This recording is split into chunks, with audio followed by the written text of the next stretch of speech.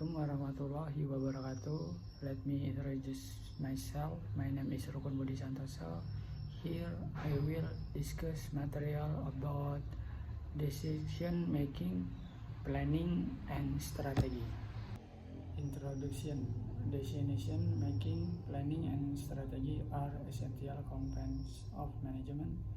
They help organization achieve goals efficiently and effectively.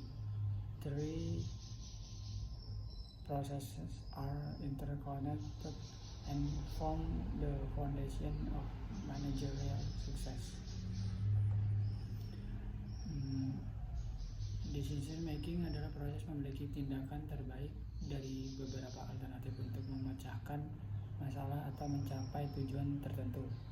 Contohnya, seorang manajer memilih strategi pemasaran baru untuk meningkatkan penjualan setelah membandingkan beberapa opsi yang ada. Yang kedua ada planning, yaitu perencanaan. Adalah proses menetapkan tujuan serta menentukan langkah-langkah yang diperlukan untuk mencapainya. Yaitu ada perusahaan membuat rencana produksi bulanan untuk memastikan stok barang selalu tersedia sesuai permintaan pasar.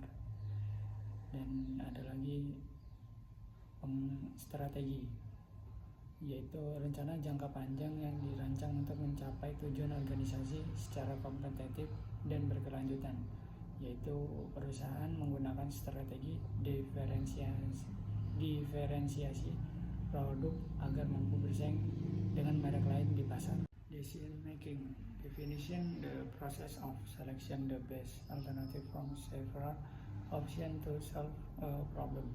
It involves analyzing data, evaluating risks, and choosing the most effective solution. It affects all levels of management.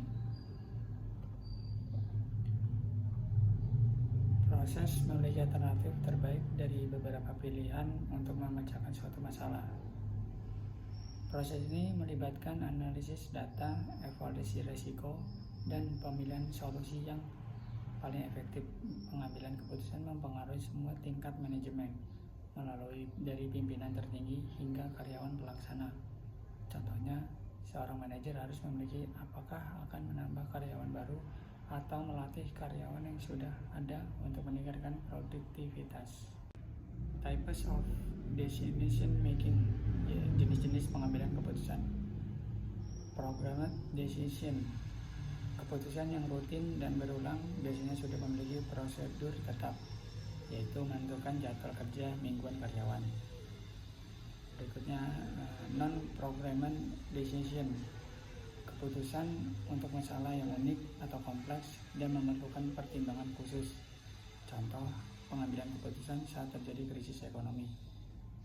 Yang ada lagi strategic decision, keputusan jangka panjang yang mencakup seluruh organisasi, yaitu menentukan visi, misi, atau ekspansi ke pasar baru.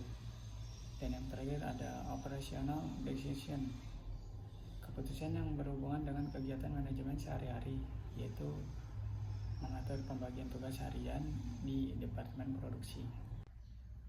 Planning definition, yaitu perencanaan adalah proses penetapan tujuan serta menentukan langkah terbaik untuk mencapainya.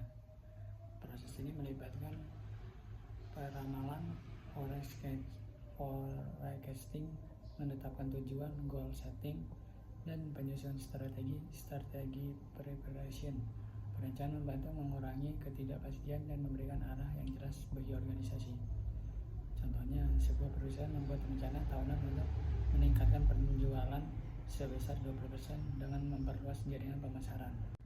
Step in planning process. Define organization goals. Menentukan apa yang ingin dicapai oleh organisasi dalam jangka waktu tertentu. Identify alternative action, yaitu mengidentifikasi alternatif tindakan, mencari berbagai cara atau strategi yang mungkin dilakukan untuk mencapai tujuan.